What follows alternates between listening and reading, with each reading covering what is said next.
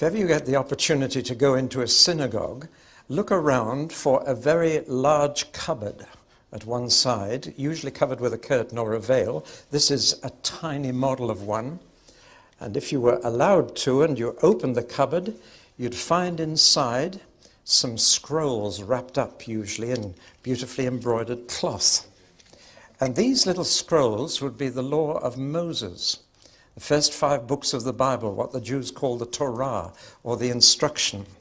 And here I've got it all beautifully printed out in Hebrew, tiny, tiny print. But each scroll was named after the first words on the scroll, because that's how they identified them. When they pulled a scroll out of the cupboard, they would unroll just the first little bit and see which one it was. So that, for example, the book of Genesis, what we call Genesis, is called In the Beginning. And the book of Deuteronomy is simply called The Words, because the first phrase in the Hebrew is these are the words, and the first noun is words. So it was called simply The Words. That's what the rabbi would call it. But we call it the book of Deuteronomy. When the Hebrew Old Testament was translated into Greek, they had to think of a new name for this book. And they made up this name Deuteronomy from 2 words in the Greek language. One is the word deutero, which means second, and the other was the word nomos, which means law. So that from then on, this 5th book in the Bible was called Deuteronomy, second law. And if you've read it through, then you'll notice that the first most striking thing about it is that the 10 Commandments appear in this book as well as the book of Exodus. The law comes twice. In Exodus 20 and in Deuteronomy 5, you've got the 10 Commandments. And that's what gave the book its name, the second law. Now, why should these 10 Commandments be repeated a second time? And not just the 10, but there are altogether 613 laws of Moses, which he gave to the people of Israel. And they're repeated, Exodus and Deuteronomy. Why? Well, the clue lies in the book of Numbers, which tells you that the book of Deuteronomy was written 40 years after the book of Exodus. And that during those 40 years, an entire generation died. All the adults who came out of Egypt and crossed the Red Sea and camped at Sinai and heard the 10 Commandments the first time, they're all dead. Because they broke that law so quickly that God said, you will never get into the promised land. You've got to wander around the wilderness for the next 40 years until all of you are dead. And so an entire generation has disappeared. And the new generation were only kids. They were only little children when they crossed the Red Sea and when they camped at Sinai. Many of them would hardly even remember what happened when their fathers came out of Egypt. And so now a new generation has to hear this law all over again. A new generation must enter into the covenant with God. And this happens to us too. Our children must enter into the covenant we have with God for themselves. Because God has no grandchildren. And you can't inherit these things. You have to enter into God's promises yourself. Your parents may have been in the covenant, your grandparents. You may trace a family tree right back, but that doesn't bring you in. And so Moses had to go through it all again. There were actually 3 people, and only 3, still surviving from the Exodus days. Joshua, Caleb, and Moses himself. Joshua was now 80, and Moses was 120. So he is facing the need of an entirely new generation who didn't make that covenant with God, who didn't say, we will. It was a marriage service at Sinai, and they said, we will, to God. God told them the conditions under which he wanted them to live, how he wanted them to live, and they said, we will. But they didn't, and so they'd forfeited the whole thing. Now there's another crisis too. It's not only the next generation, but they have moved in space as well as time, and they are now camped on the east side of the Jordan River. And so they're about to go into the promised land. And this is a second crisis, because they've been on their own in the wilderness. Now they're facing a land that's already occupied by enemies. And this produces the crisis. And above all, Moses is not going to go in with them. He also has forfeited his right to go in. He's 120, and he knows he's got one more week to live. God has shown him that he's going to die in just another week. He's got 1 week left with this new generation of the children of the people he brought out of Egypt. And he's going to tell them the whole thing all over again. Furthermore, they're actually going to see the miracle of parting the water all over again. Not the Red Sea this time, but the Jordan. It's almost as if God is saying, I'm going to have to start all over again.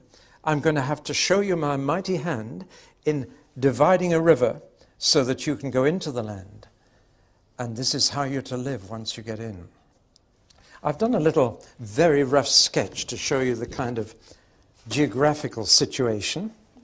It is rough, isn't it? I'm sorry. But let me try and explain it.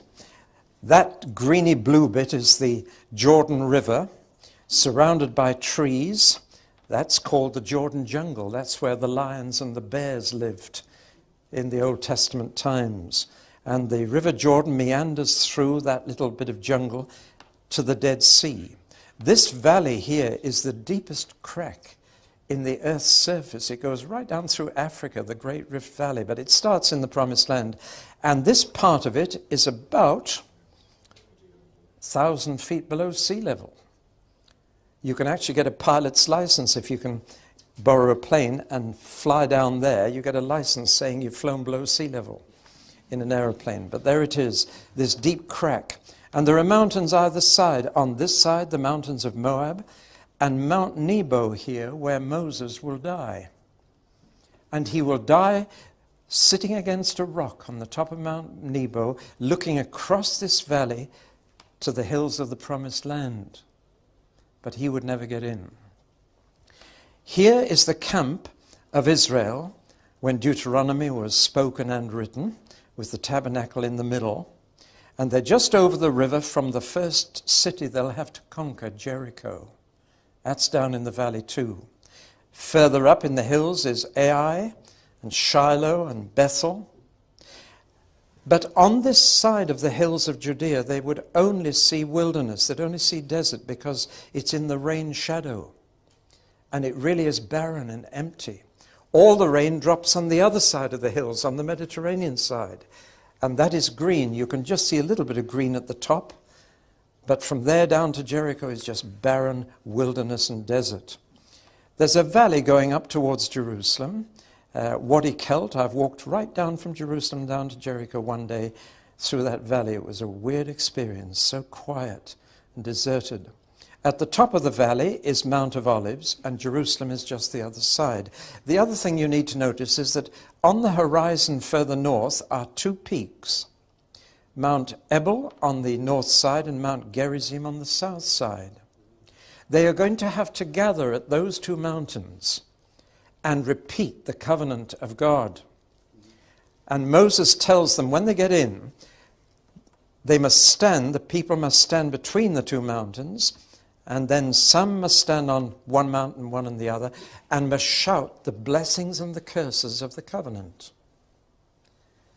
Now, the significance of this is that God brought them through the Red Sea first and then made the covenant at Sinai. He didn't tell them how to live till he'd saved them. He redeemed them first and set them free first. And then he said, now this is how you are to live. That's the pattern of the whole Bible. God, first of all, shows us his grace by saving us. And then he says, now in gratitude, this is how you should be living. So, this new generation, we're going to see God rescue them and take them through the Jordan, which at that time of year was in flood and impassable. But what would happen would be that the meandering river in flood, further up the valley, would undercut a bank, and the bank would fall in and temporarily dam the river for a few hours. That's how God would do it. And to get them across, that's what God must have done further up the river, so that the bank caved in and dammed the river for a few hours to enable them to get across. Having seen that miracle, they must then go on to their equivalent of Mount Sinai and repeat the blessings and curses of the law. Once again, we see this. God acts first, and then he tells us how to respond to what he's done for us. So it's a kind of repeat performance at the end of 40 years for an entirely new generation. Do you follow me? That's the background of Deuteronomy. And it's written and spoken in this camp here, this side of the Jordan, while Moses is still alive and still with them. There are certain key phrases in the book of Deuteronomy which occur nearly 40 times. One is, the land the Lord your God gives you. Time and time again, they are reminded that this land they're going into is a gift, an undeserved gift, because the earth is the Lord's and the fullness thereof. If you go into London to the Royal Exchange building, you'll find that written in stone above the Royal Exchange. The earth is the Lord's and the fullness thereof. When we argue about who owns this bit of land, we should start by saying God does. And he gives it to whomever he wishes. Paul said this in Acts 17 on Mars Hill in Athens. He said, it's God who decides how much space and how much time a nation has on this earth. The earth is the Lord's, and it's his right to give it to anyone he chooses. And this is one phrase all the way through Deuteronomy, the land the Lord your God gives you. But the other phrase that occurs the same number of times is, go in and possess the land. And there's a profound lesson here. Everything you receive from God is a gift, but you've got to go and take it. Otherwise you won't get it. Years ago I was preaching and I put a bar of chocolate on the pulpit and I said, that's for the first child in the congregation that comes out and gets it. And from then on, the children didn't listen to me at all. Their eyes were glued on this bar of chocolate. And none of them moved. And finally, a cheeky little boy ran up and he grabbed the chocolate and he tore the paper off before he got out of the pulpit. And he was chewing it as he came down the pulpit steps. And every other child hated him. They were so jealous of him. They were angry with him, but they could have had it. You see, salvation is a free gift of God, but you've got to go in and possess it. There's a cooperation here. God doesn't force it on you. He says, here's the land I'm giving to you. Now you go in and take it. And possessing it was going to be a very costly thing. They would have to fight for it. They'd have to struggle for it. So even though God gives everything to us, we have to make an effort to take it. That's how both the Old and the New Testament work. And we need to emphasize both. God freely offers you this, but you've got to reach out and grab it. It's yours if you'll take it freely. And that was the lesson I was trying to make with that bar of chocolate. Now then, was this land theirs to keep? That's an important question. And if you read Deuteronomy carefully, you come to two conclusions. Number one, I call unconditional ownership. And number two, I call conditional occupation.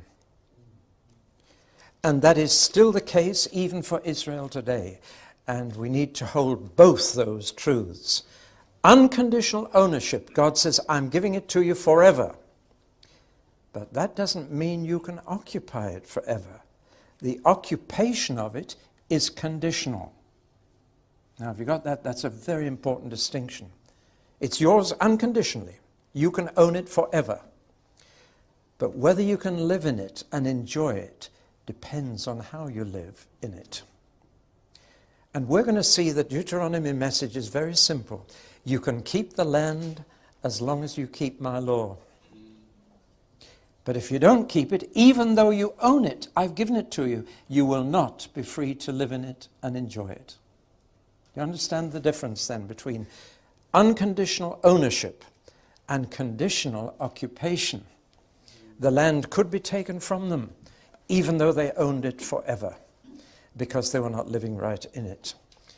That is a very important distinction which the prophets of the Old Testament are constantly reminding them about. The prophets say, you own this land, but you're not going to be able to go on enjoying it if you go on living this way. The covenant linked the land and the law of God.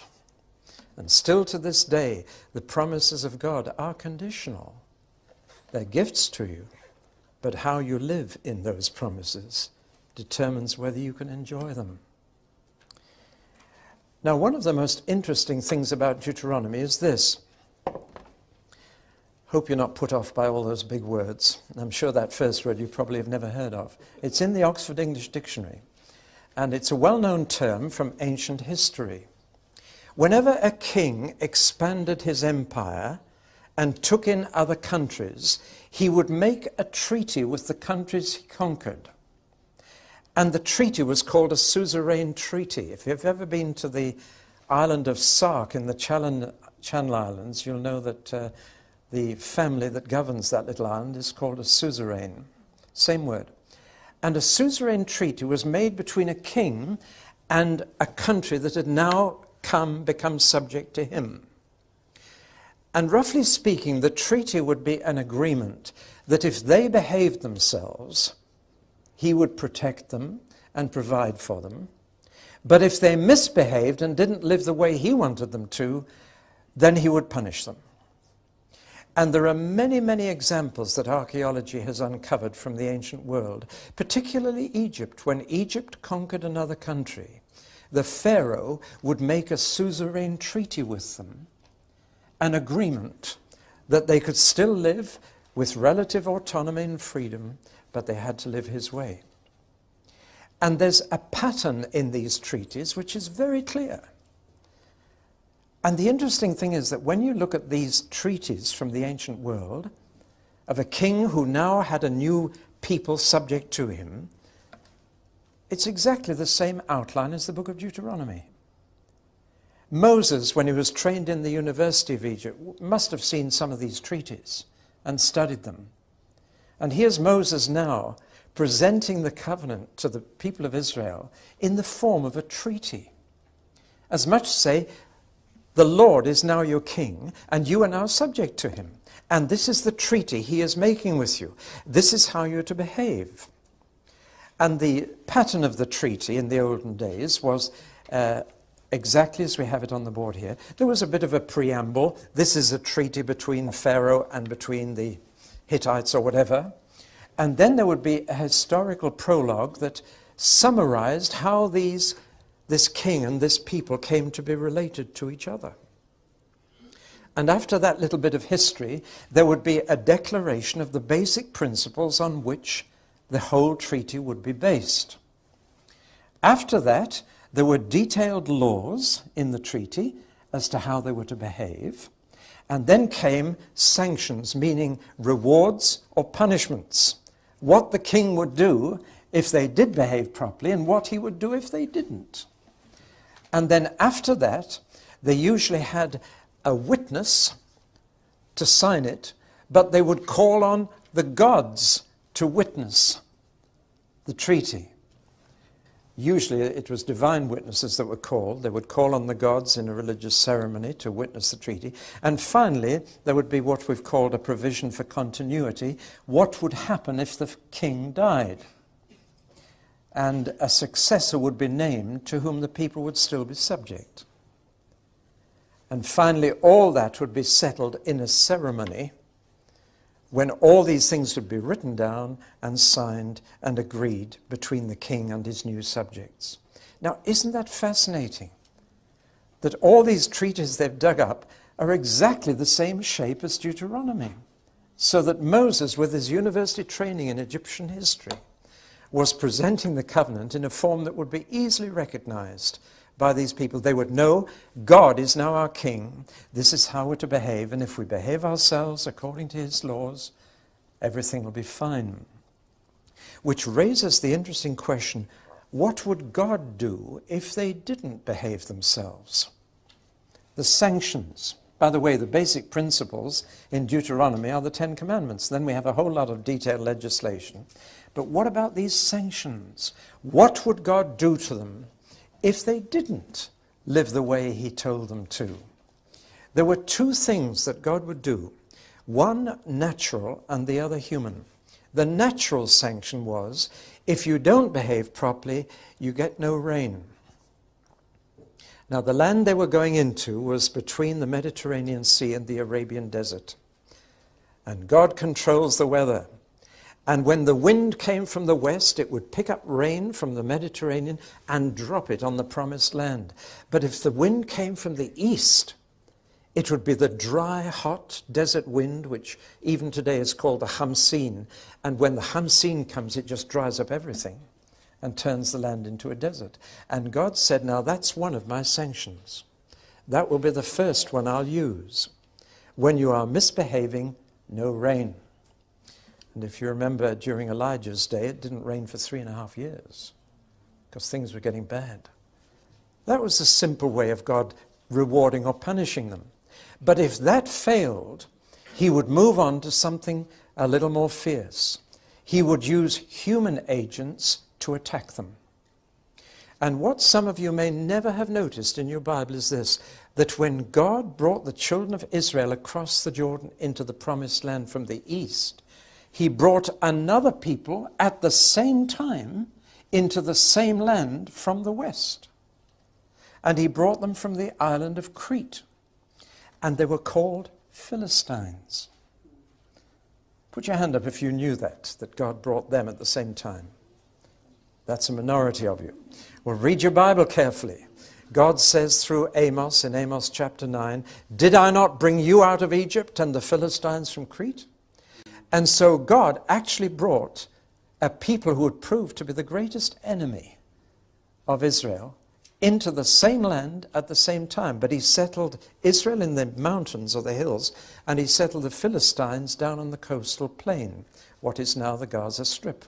And incidentally, Palestinians claim to be descended from Philistines. So God brought two people into the same place. And he said, if you behave yourself, there'll be peace. But if you misbehave, I'll tell the Philistines to come and deal with you. It is as simple as that. And all this is there in the Old Testament. Now, that's a strange thing. Some of you may be quite surprised to know that God brought those two nations to live cheek by jowl in the same little corridor. And one would punish the other. Well, there would be immediate proof that God could bring enemies against people living in the promised land, because he was going to have to drive out people already living there. The promised land was not unoccupied. It wasn't empty. It was full of all kinds of people, mainly Amorites and Canaanites. And they were already there. And God told the Israelites, you are going to have to drive them out to possess the land. Now, it's at this point that we've got to deal with an objection to the Bible, which is one of the most common objections. Somebody recently said that the church should ditch the Old Testament because it presents too many problems for Christians. That if we would ditch the Old Testament and stick to the New, most people's objections to our faith would go. Because most people's objections to what we believe center on the Old Testament. You don't still believe the world was made in 6 days, do you? You know what I mean? That's how people talk. As soon as you say you're a Christian, they go straight to a problem in the Old Testament. And one of the most common problems they go to is this: how can you believe in a God who told the Jews to slaughter all the people living in the promised land? It's immoral. It's unjust. It's not right. It's not fair. And this is a very real problem to many people. God brought the Jews in and he said, go in, kill everybody in there, clear them out, and take their land. Now, is that a loving Heavenly Father? But there is an answer to it, and we must really tell people the real answer. The answer is that the people living in that land deserved that.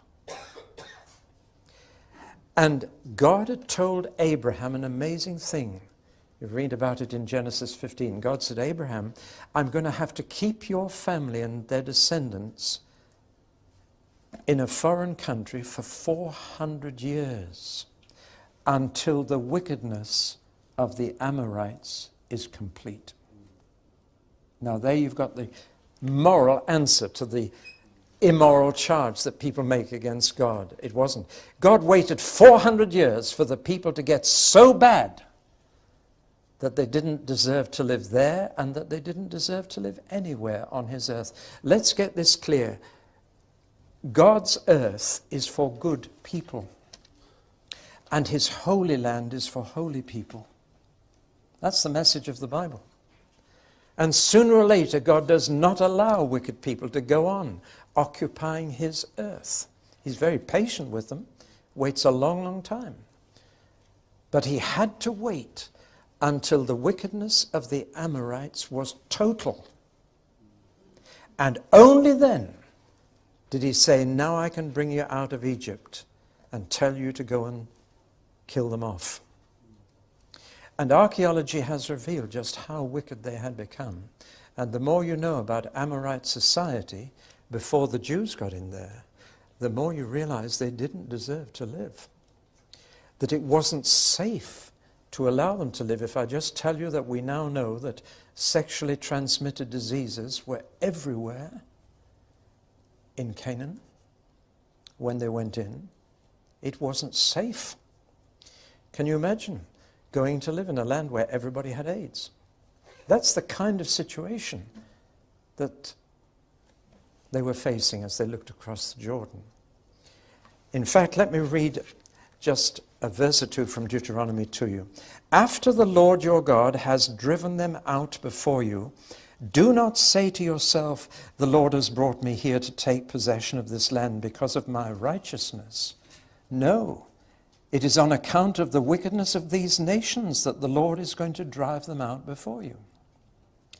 It is not because of your righteousness or your integrity that you are going in to take possession of their land, but on account of the wickedness of these nations. The Lord your God will use you to drive them out. Do you know, Winston Churchill in World War I became Lord of the Admiralty. And that night he was very pleased with himself. And he got rather big in his thinking, I'm going to drive the Germans out. And he had the same feeling in the Second World War. But it's interesting, he stayed that night in a large country house in England, and there was a Gideon Bible, or a Bible by his bedside. And he picked it up, and he read the verses I've just read to you. And God said, Winston Churchill, you're not going to drive the Germans out because you are better than them, but because they are wicked. And that changed Winston Churchill's attitude. It humbled him. And it put him in his place. And he never forgot that verse from Deuteronomy that he read in the Bible. The Israelites were told, you have to slaughter them, you have to drive them out. And there again, the question is why? Why didn't God destroy them first himself? Why did he make them do it? The answer is very clear. Because it was the way he taught them, others will come and do it to you if you live like they do. And what you've done to them, others will do to you. Now let's just go back from that to ask this. I could do with a glass of water sometime. Thank you.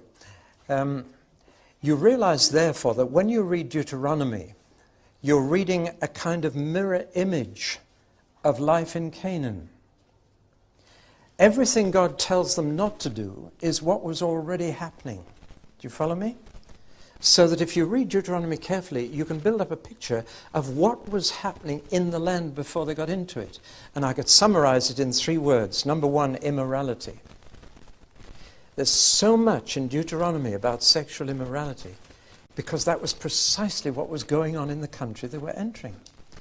There was fornication, there was adultery, there was promiscuity, there was incest, there was homosexuality, there was transvestism, people changing clothes, there was buggery, sex with animals, there was widespread divorce and remarriage, and as I've said already, venereal disease everywhere. Now, Deuteronomy is telling them not to get involved in that kind of thing. The second thing I would say is injustice. We know that the rich were getting richer and the poor were getting poorer. Pride and greed were there, selfishness was there, exploitation. And who was suffering? The blind and the deaf, people who couldn't get their share of wealth, and particularly widows and orphans were being very badly treated. Everybody was out for number one. And God said, you're not to do that. You're to look after the deaf and the blind. You're to look after the widow and the orphan. And the third thing that was characteristic of Canaan was idolatry. Occultism, superstition, astrology, spiritism, necromancy, this consulting the dead, and above all, fertility cults. Horrible things that worship Mother Earth, Mother Nature, and tried to produce fertility by sexual acts of worship. In the pagan temples in that land, there were male and female prostitutes. And when you wanted to worship, you went and you had sex with one of them. No wonder people crowded the temples. And all over the country were what the Bible calls Asherah or poles, which were simply phallic symbols standing up. And there's one in the middle of Basingstoke now, an 8-foot-high marble male penis. And this was everywhere in Canaan. And so occultism, superstition, spiritism was rife. Now all this, says Deuteronomy, had defiled the land in God's sight. It was his land, and it was now totally corrupt. It was defiled, it was debased, it was disgraced. And God couldn't let it go on. When I read all this, I just found myself thinking, our whole world's going this way. What will God do? Well, that's really the background to Deuteronomy. Don't you go in and live like that, or I'll send somebody else to slaughter you as I'm sending you to slaughter them. It's not because you're good, it's because they're bad that I'm doing this. Now let's just look at Moses for a moment. He's facing a new generation. Their parents had failed. They'd forfeited the land promised to their forefathers. Now Moses looks at their children and he thinks, will they survive? Will they make it? Will they live right? Going in and facing all this? It's bad enough in the wilderness where the temptations were very few and far between. But now they're going in among it all. Will they clean it up? Will they be ruthless in getting rid of all this? Or will they compromise? And Moses knew he couldn't go in with them. He's about to die, has another week, and he's afraid for them. On the one hand, there's hard fighting to be done. It'll be a struggle to get in and possess the land. On the other hand, there will be strong temptations to overcome. Moses had led them all this way, and now he's got to say goodbye to them. And so, in the last week of his life, he spoke 3 times to them.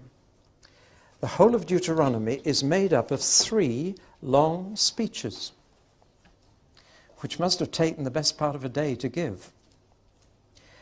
But there's an interesting thing. The style of Deuteronomy is both spoken and written. The spoken style comes across because it's very personal. It's warm. It's if you read it through, you've got to read it aloud to get the flavor of it. And when you read it aloud, you realize Moses spoke all this to them. And he's appealing to them. He's speaking like a father to his child, like a dying father to his children. Now, sons, remember when I'm gone. That's how he talks. And it's very warm and expressive and emotional. And yet, it is very well written too. Now, I don't think it's fanciful to think that during the last 6 days of the last week in Moses' life, he spoke and wrote alternate days. That on day 1, 3, and 5, he gave one of these discourses. But on day 2, 4, and 6, he wrote it down. Probably spoke from notes, because he was well educated and could write and read. And So I believe we're looking at 3 days, which alternated with 3 days. 3 days of speaking, alternating with 3 days of writing. He would give a day-long speech, or perhaps a whole morning, and then he'd go back to his tent and he'd write it all out for them. And then he gave the written account of his speeches to the priests and said, keep that alongside the Ark of the Covenant. You must never forget what I've said. You must never alter one word of it, but you must keep it and read it every 7 years to the people of Israel. And that's how the book of Deuteronomy came. We've got the 3 addresses he gave in the camp on the far side of the Jordan. The first is all about the past, looking back over the 40 years and beyond, looking back over what their fathers did. And then he comes to the present and he gives them the law all over again. He gives them first the basic principles in chapters 4 to 11, and then he spells it out in detail in chapters 12 to 26. Then the third and last time he spoke to them, just before he died, he provided for their future. Among other things, he says, I've appointed Joshua to take over from me. I brought you out of Egypt. Joshua's going to take you in. And when you get in, you must go to Mount Ebal and Mount Gerizim and recite this law and take it upon yourselves. But God will bring you in. Well, now that's the outline of Deuteronomy. It's a very simple outline. And each address has 2 parts. I've tried to indicate that by the subheadings here. And we're going to go through these parts one by one. I've just time to introduce you to the first, where he looks back to the days when they came out of Egypt, their fathers, their parents. And then he looks back at what went wrong. He's going to say, your fathers failed. Don't you fail. And in fact, I think it's better to leave it there, and we'll pick it up in the next talk.